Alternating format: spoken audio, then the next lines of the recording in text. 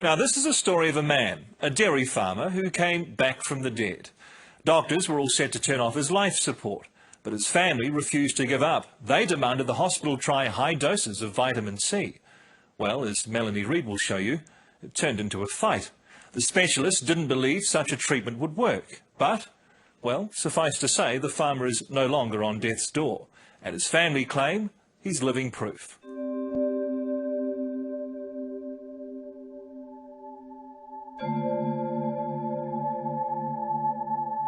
This is Aotearoa farmer Alan Smith in Auckland's intensive care unit shortly before the doctors told his family his life support should be turned off and he'd be allowed to die.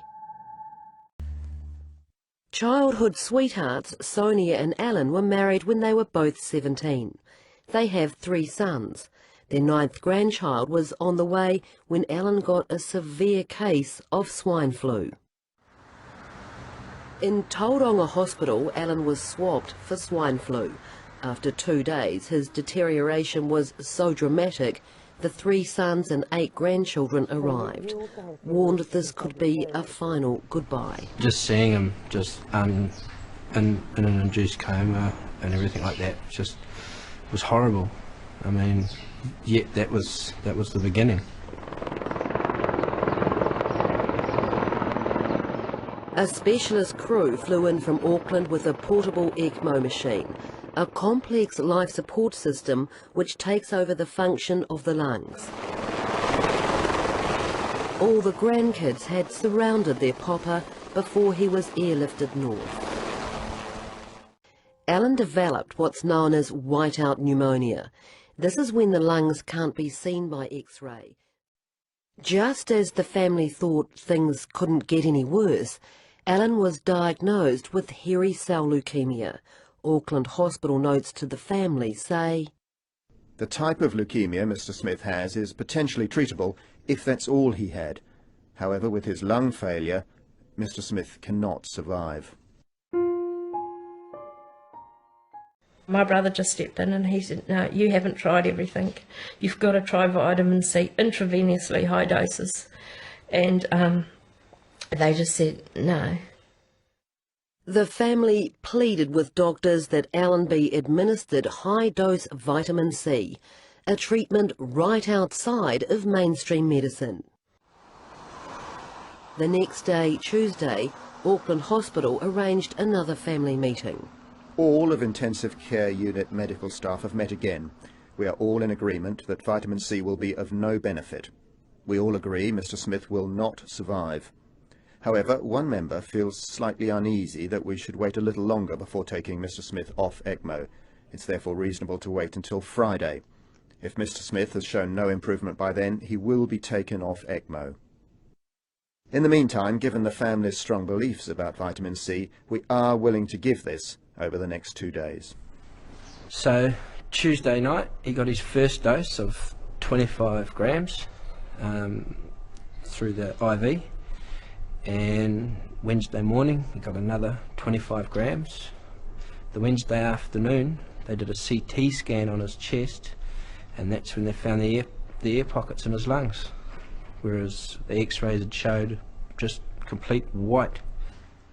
So Alan's x-rays, before high-dose intravenous vitamin C, so full of infected fluid the lungs can't be seen.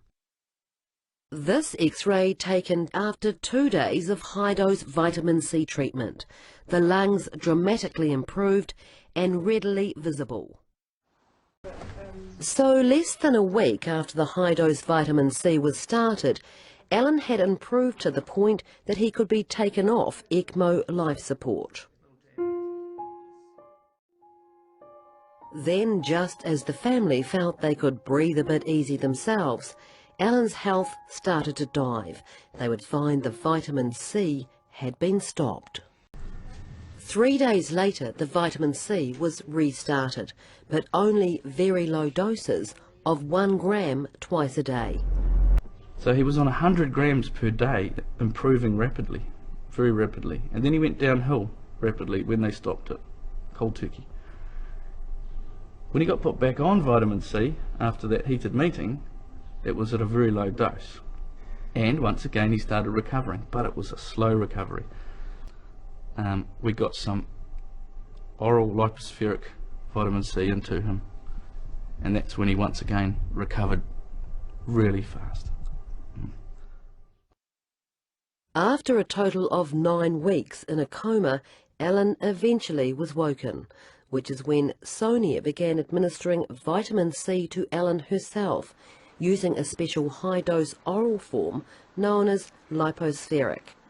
The next step was meant to be months of rehabilitation.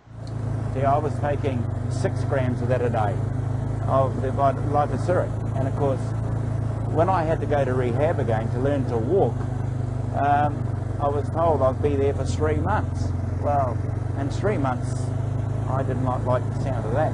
But I walked out of that hospital in one day under 14 days. And even the doctors were absolutely disbelieved that I could come right so quick. Get him behind. Alan Smith's comeback is being talked about around the world, described as little short of miraculous. Alan himself says he's living proof the establishment should be taking high-dose vitamin C seriously, and sooner rather than later.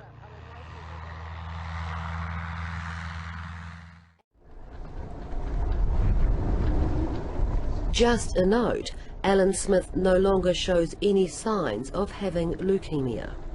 I've beaten the system, as to speak, and you know, if my family had let them turn me off, I would be dead. It's not a good day to be dead today. Not a good day to be dead today.